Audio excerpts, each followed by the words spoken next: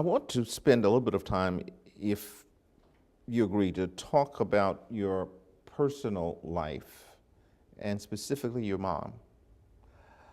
Uh, Two questions. How did your family react to your decision to be an activist at such a young age? I can imagine that they may have had other dreams for you, like, I don't know, educated doctor, whatever. And then, what was the impact of your mom's suicide on your life decisions?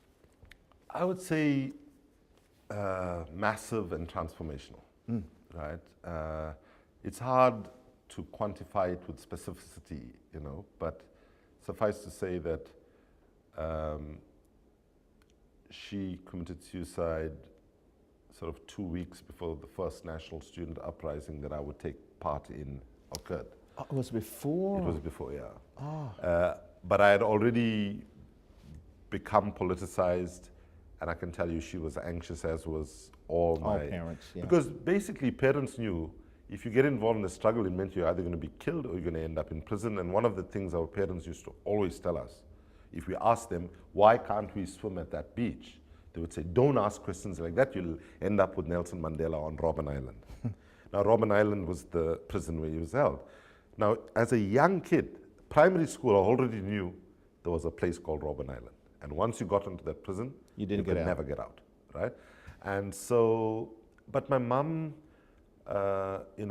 even though she was 38 when she died and I was 15 when she died, I think most of what I do is very informed by the values she shared with us, even though it was not framed in a political sense. So, for example, she would always say things like, it's much better to try and fail than fail to try.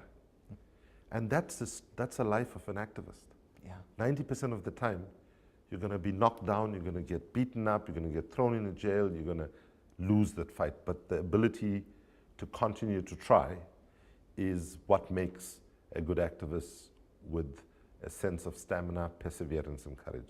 The second thing, which for me is really important, because I engage with people who are very different from my values and so on, and I can do so with respect, right? And I think it's important right now that in a world that is dividing along so many fault lines, that leadership is not about accentuating those divisions, but about creating the possibility of dialogue that leads people to greater understanding and hopefully some measure of compromise. But what we don't even have in the world today is the ability to actually talk, across different perspectives. And so my mom used to say, always see God in the eyes of every human being that you meet, right? She said, there are many people who profess I'm this religion, that religion, and so on, but if you cannot actually see God in the embodiment of every human being that you meet, and then you still go to the church, temple, synagogue, and spend hours and hours praying, but if you're disrespecting what you called the manifestations of God, which is people, then there's no point you going, And the third thing she said, always try to see the best in other people and focus on the weaknesses in yourself, because you can do something about the weaknesses in yourself. You can't do too much about the weaknesses in others. And those three very simple things have really informed the way I engage with people. And when I was at Greenpeace, people used to get shocked because I would have a very difficult conversation with the CEO of the most powerful companies in the world. But when our activists were in prison in Russia, spending 3 months, I could pick up a phone, call a CEO of some of the top 100 companies in the world and say, I understand you're going to Russia to talk business with the Russian leadership. I need you to actually raise the issue about putting pressure on them to get our people out.